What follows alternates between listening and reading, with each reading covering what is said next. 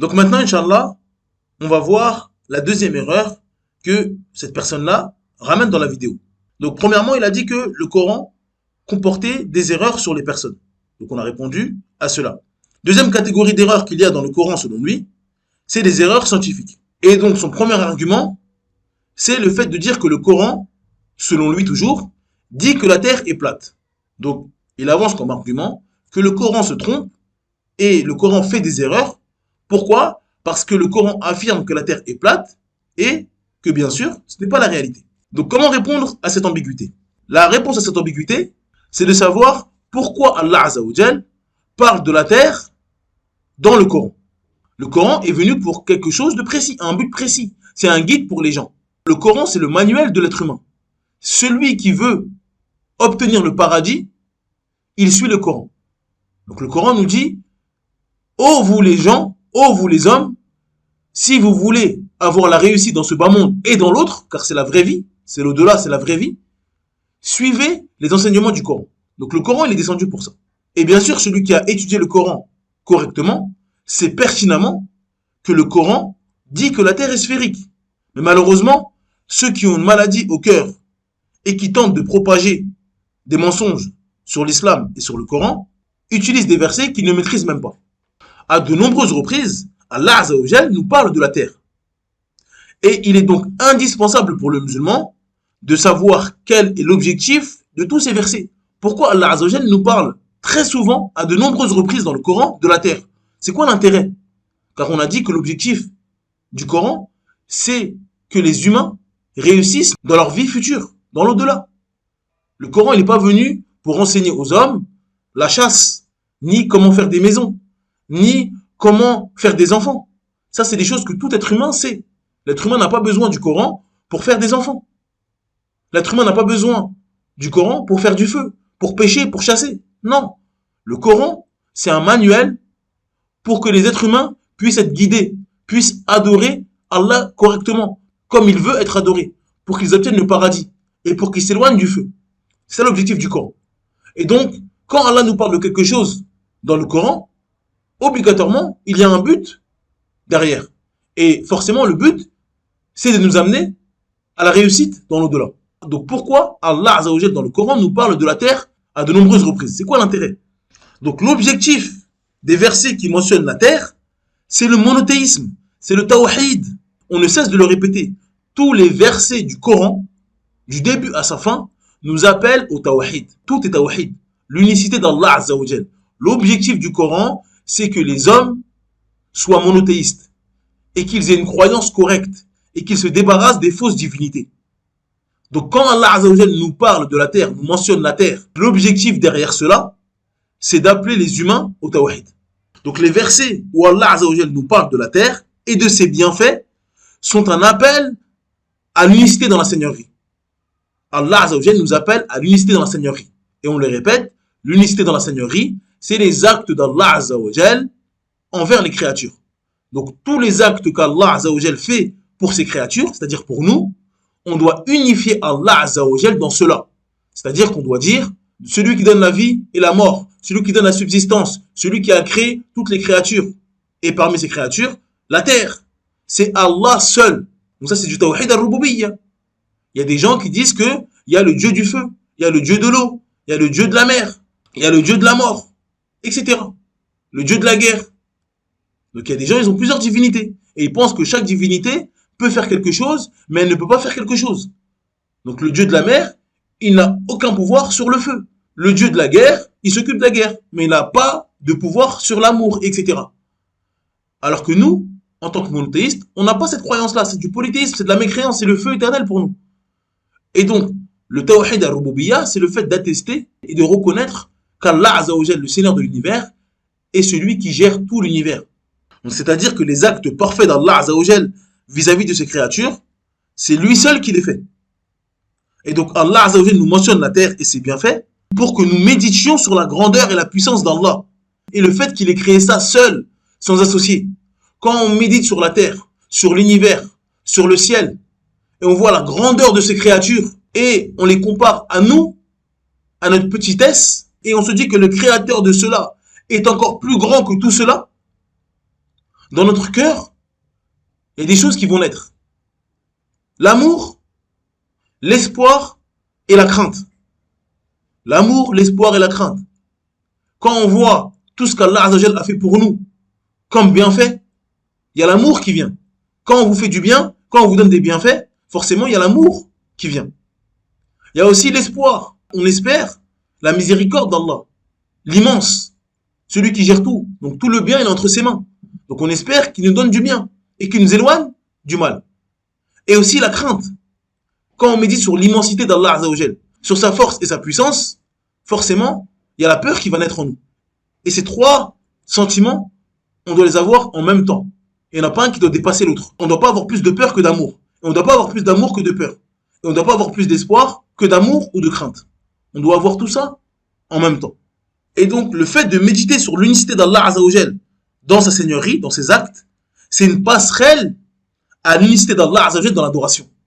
C'est pour ça qu'Allah Azza wa Jal nous parle énormément de la création des cieux, de la terre, du soleil, de la lune, des plantes. Tout ça, ça nous fait méditer sur l'unicité d'Allah Azza wa Jal dans sa seigneurie, ses actes parfaits. Et comme c'est lui qui a créé ça tout seul, c'est lui qui mérite l'adoration seul. Pourquoi vous attestez que c'est lui qui a créé tout cela tout seul? C'est lui qui donne la vie, qui donne la mort. Tout le bien est entre ses mains. Pourquoi vous invoquez autre que lui? Parce que quand on invoque quelqu'un, c'est pour qu'il nous donne du bien, ou c'est pour qu'il nous éloigne d'un mal. Il n'y a personne qui invoque pour autre que ces deux choses-là. Quand vous invoquez une divinité, vous espérez qu'elle vous donne du bien, de la récompense, du paradis, ou alors qu'elle vous préserve d'un mal. Donc elle vous préserve du mauvais œil, qu'elle vous préserve du châtiment, etc. Et donc vous faites cela pour des créatures qui eux-mêmes sont dans le besoin. Parce que le créateur de toutes choses, c'est Allah. Donc le fait de méditer sur l'unicité dans la seigneurie, c'est une passerelle à l'unicité dans l'adoration. On ne peut pas demander à des créatures faibles qui n'ont aucun pouvoir. On doit demander à Allah, car c'est lui qui possède tout le bien. Donc c'est ça l'objectif du Coran lorsqu'il nous parle de la création des cieux, de la terre, etc. Et donc une fois que le musulman a compris cela, il comprend qu'Allah Azza wa Jal mentionne la terre en fonction des bienfaits que la terre possède pour l'être humain. Allah Azza wa Jal nous parle de la terre, pas pour nous faire un cours de géographie, pas pour nous faire un cours de science, non. Allah Azza wa Jal mentionne la terre pour nous énumérer tous les bienfaits qu'il y a pour l'être humain dans la terre. Et parmi les bienfaits, il y a quoi? Il y a les bienfaits des fruits et des plantes. Allah Azza wa Jal dit وفي الأرض قطع متجاورات وجنات من أعناب وزرع ونخيل صنوان وغير صنوان يسقى بماء واحد ونفضل بعضها على بعض في الأكل إن في ذلك لآيات لقوم يعقلون. Dans la sourate 13, au verset 4, d'après la traduction approximative, Allah Azza wa Jal dit « Et sur la terre, il y a des parcelles voisines les unes des autres, des jardins plantés de vignes et des céréales et des palmiers, en touffes ou espacés, arrosés de la même eau. Cependant, nous rendons supérieurs les uns aux autres quant au goût. Voilà bien là des preuves pour des gens qui raisonnent. » Subhanallah. Allah Azza wa Jal nous dit qu'il a fait des plantes différentes, avec la même eau. Donc vous avez une graine. Cette graine-là n'a pas de goût. Quand vous prenez une graine de raisin pour faire planter des raisins, un noyau d'avocat, peu importe les graines, peu importe le noyau, quand vous prenez une graine et vous mettez dans votre bouche, elle n'a aucun goût. Si je vous fais goûter des pépins de raisin, des pépins de pastèque, des pépins de courge ou un noyau d'avocat, peu importe. Si je vous fais goûter cela, vous n'allez pas faire la différence. Ça n'a pas de goût. Mais pourtant, quand vous le plantez dans la terre qui n'a pas de goût, si je vous fais goûter de la terre, ça n'a pas de goût. Donc vous mettez des noyaux ou des pépins qui n'ont pas de goût dans une terre qui n'a pas de goût. Et vous mettez de l'eau qui est la même eau. Donc vous plantez des graines différentes et vous mettez la même eau dans la même terre et ça fait pousser des plantes et des fruits de couleurs différentes et de goûts différents. Et même dans les mêmes fruits, il y a des goûts différents. Vous faites planter des pommes dans le même arbre, il y aura des pommes qui seront meilleures que d'autres, qui seront plus belles que d'autres. Donc les fruits entre eux sont différents. Et même le même fruit, la même catégorie de fruits, a des goûts différents. Et tout ça, c'est Allah Azza wa Jal qui l'a créé seul. C'est pour ça qu'Allah finit ce verset en disant, voilà des preuves pour des gens qui raisonnent. Celui qui a fait ça tout seul, c'est lui qui mérite l'adoration seul. Et celui qui fait ça avec tant de facilité, ça sera facile pour lui aussi de vous ressusciter. Comme il ressuscite les plantes. En hiver, les feuilles et les plantes meurent. Et au printemps, elles renaissent. Donc c'est facile pour Allah de faire cela. Comme ça sera facile pour lui de nous ressusciter. Donc ça c'est le premier bienfait. Les fruits et les céréales. Deuxième bienfait, la pluie.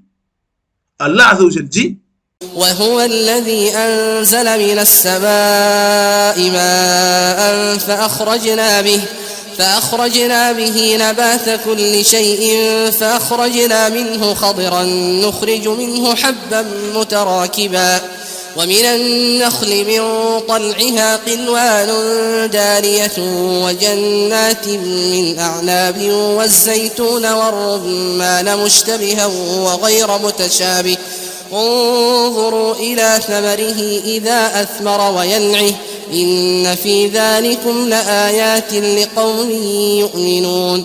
Dans la sourate 6 au verset 99, d'après la traduction approximative, Allah Azza wa Jal dit « Et c'est lui qui, du ciel, a fait descendre l'eau, puis par elle, nous fîmes germer toute plante, de quoi nous fîmes sortir une verdure, d'où nous produisîmes des grains superposés les uns sur les autres, et du palmier de sa spate, des régimes de dattes qui se tendent, et aussi les jardins de raisins, l'olive et la grenade, semblables ou différents les uns des autres.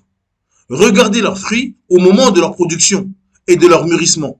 Voilà bien là des signes pour ceux qui ont la foi. » Donc Allah Azza wa Jal nous dit qu'il fait descendre du ciel de l'eau. Et grâce à cette eau, il fait pousser des plantes, comme on a dit précédemment, différentes. Donc la même eau fait pousser des plantes différentes. Donc ça, c'est parmi les bienfaits de la pluie. Les bienfaits de la pluie, c'est bien sûr, évidemment, le fait de faire pousser des plantes, mais aussi de boire, etc. Mais dans ce verset-là, Allah Jal donne un bienfait parmi les nombreux bienfaits de la pluie. Il y a énormément de bienfaits à la pluie. Ensuite, autre bienfait qu'il y a sur la terre, les bienfaits des montagnes. Allah Azza wa Jal dit وألقى في الأرض رواسي أن تميد بكم وأنهارا وسبلا لعلكم تهتدون. Dans la sourate 16, au verset 15, d'après la traduction approximative, Allah Azza wa Jal dit Et il a implanté des montagnes immobiles dans la terre, afin qu'elles ne branlent pas en vous, emportant avec elles de même que des rivières et des sentiers, pour que vous vous guidiez. Donc Allah Azza wa Jal donne les immenses bienfaits de la terre. Comme vous savez, la terre est composée de plaques, des plaques tectoniques. Et donc ces plaques-là, s'il n'y avait pas les montagnes, ces plaques-là parfois s'entrechoquent, ce qui crée des tremblements de terre. Et donc les montagnes permettent d'empêcher les tremblements de la terre. Donc c'est pour ça que ces montagnes immobiles sont comparées dans le Coran à des piquets. Elles sont ancrées dans le sol pour justement que la terre ne tremble pas. Car vous savez, les dégâts et la gravité d'un tremblement de terre. Et donc c'est un grand bienfait pour l'être humain qu'on ne vive pas constamment sur des tremblements. Bien sûr, il y a des tremblements de terre pour X raisons. Des rappels pour les croyants, bien sûr. Un rappel, parce que quand on a un tremblement, on se rappelle des bienfaits de ne pas avoir le tremblement. Donc ça, c'est une sagesse qu'Allah nous donne des tremblements. Il y a aussi le châtiment des péchés, etc. Il y a plein de causes au tremblement de terre. Mais parfois, l'être humain, il a besoin de se rappeler des bienfaits. Et comment il peut se rappeler des bienfaits? En regardant ce bienfait disparaître. On se rappelle du bienfait de la santé quand on est malade. Mais parfois, pour nous, c'est normal d'être en bonne santé. C'est normal. On consomme des choses qui sont mauvaises pour nous. On fait des choses qui sont mauvaises pour nous. On n'est pas conscient de l'immense bienfait de la santé. Mais quand on est malade, on s'en rappelle. Donc, Allah nous mentionne les bienfaits des montagnes. Et évidemment, car c'est le sujet de la vidéo, il y a les bienfaits des plaines. C'est-à-dire qu'Allah Azza wa Jal a rendu des endroits sur la terre plats. Il y a des endroits qui sont plats. Il y a des endroits qui sont montagneux. Il y a des montagnes. Il y a des endroits qui sont rocheux. Et il y a des endroits qui sont plats. Tout le monde est au courant que sur la terre, il y a des endroits qui sont plats, il y a des plaines. Ça, il y a des immenses bienfaits à cela. Donc Allah, il a rendu la terre plate. Pas dans le sens de la terre est plate totalement. Non, il y a des plaines. Il a aplani la terre. Certains endroits sont plats. Pourquoi? Pour que l'être humain puisse vivre. Pour que l'être humain puisse circuler facilement. Quand vous avez des terrains montagneux, des montagnes rocheuses, etc., c'est très difficile de se déplacer. C'est difficile pour que l'être humain puisse circuler facilement et puisse, par exemple, commercer, puisse échanger. Si la terre serait composée que de montagnes, où à chaque fois qu'on veut se déplacer, on doit monter 3000, 4000, 5000 mètres d'altitude, ça serait compliqué, ce serait difficile. Donc certes, il y a des endroits qui sont comme ça, où il y a des gens qui habitent, forcément, mais il y a beaucoup d'endroits où il y a des plaines. Et la plupart des gens vivent dans les endroits qui sont plats. Et il n'y a aucun doute que l'aplanissement de la terre fait partie des plus grands bienfaits pour l'être humain. C'est pour cela qu'Allah Azza wa Jal le mentionne très souvent dans le Coran. Et généralement, il le mentionne avec d'autres bienfaits, comme les montagnes, les fruits, le ciel, le soleil ou encore la lune, afin que les doués d'intelligence méditent sur cela et remercient leur Seigneur pour ses bienfaits. Donc pour résumer, il est primordial pour le musulman de connaître l'objectif du Coran. Si vous ne savez pas pourquoi Allah Azza wa Jal nous parle de telle ou telle chose, vous allez vous faire avoir par les ennemis de l'islam, qui vont prendre le Coran comme si c'était un manuel d'histoire géo, ou un manuel de science, ou un manuel de je ne sais pas quoi. Non, le Coran a un objectif. Et donc si vous comprenez l'objectif du Coran, vous savez pourquoi Allah Azza wa Jal dit telle ou telle chose. Et vous allez comprendre le contexte et la situation de la chose. Et vous allez la remettre dans son contexte, et vous allez voir que c'est clair. Mais si vous prenez un verset sorti du contexte pour lequel le verset a été révélé, donc forcément, vous allez tomber dans l'erreur, vous en tant que musulman, mais eux, bien sûr, parce que c'est volontaire, ils vont vous faire croire qu'il y a des erreurs dans le Coran. Lire le Coran sans connaître ses objectifs, forcément, ça va vous faire tomber dans l'erreur.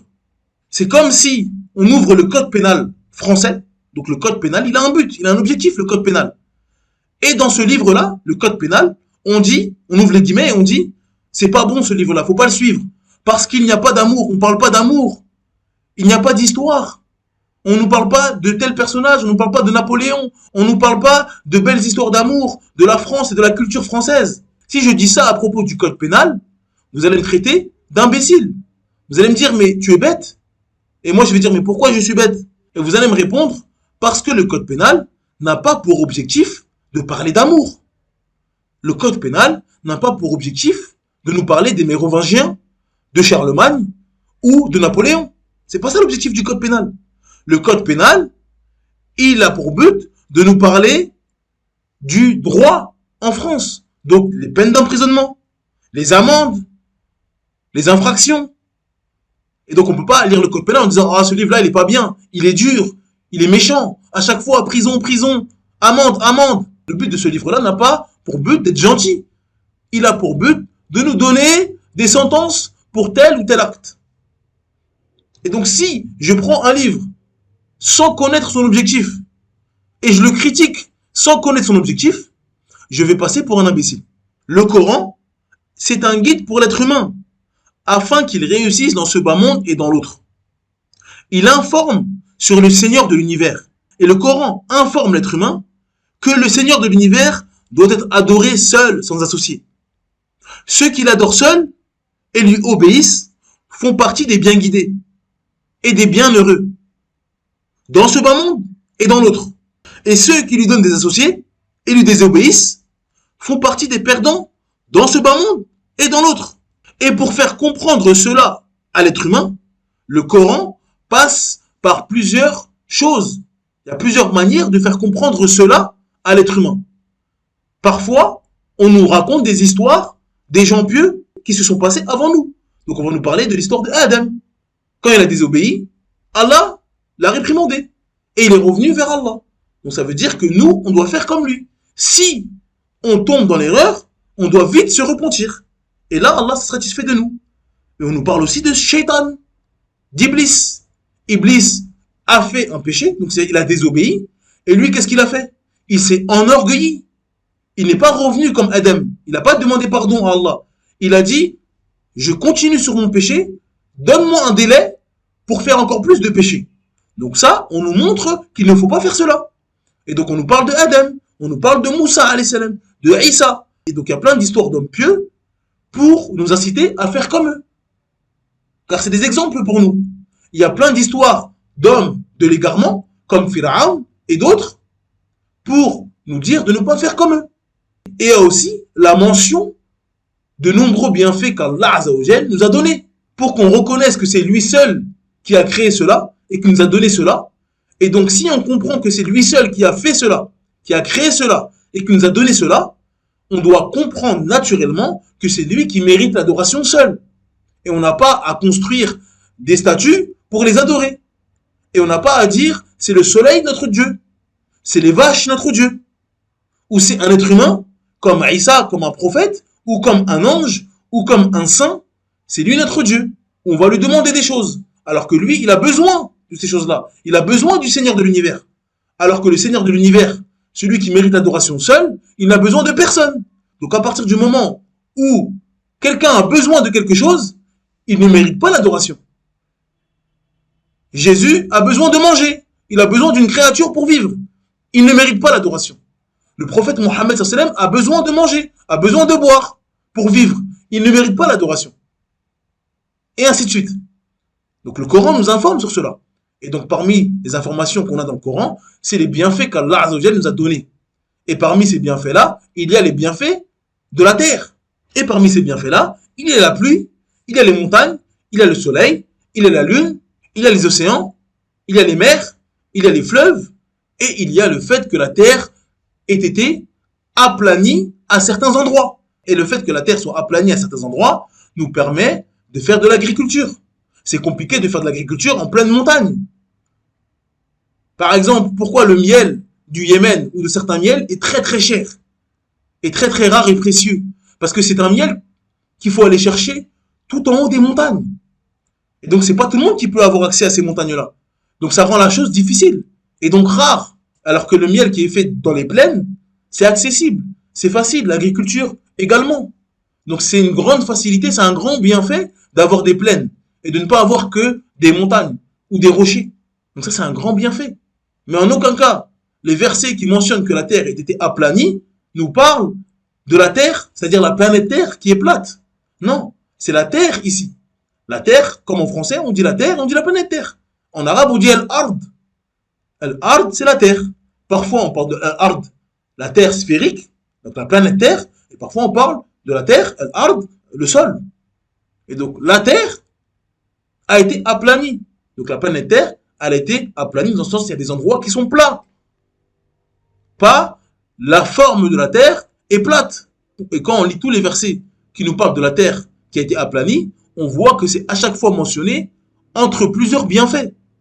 Et c'est les bienfaits de la terre, c'est les bienfaits de la pluie, les bienfaits du soleil, les bienfaits des plantes, des fruits, et que la terre possède à certains endroits des plaines. C'est ça le bienfait qu'il faut comprendre. Et en aucun cas on est en train de nous dire que la forme de la terre est plate. Pas du tout.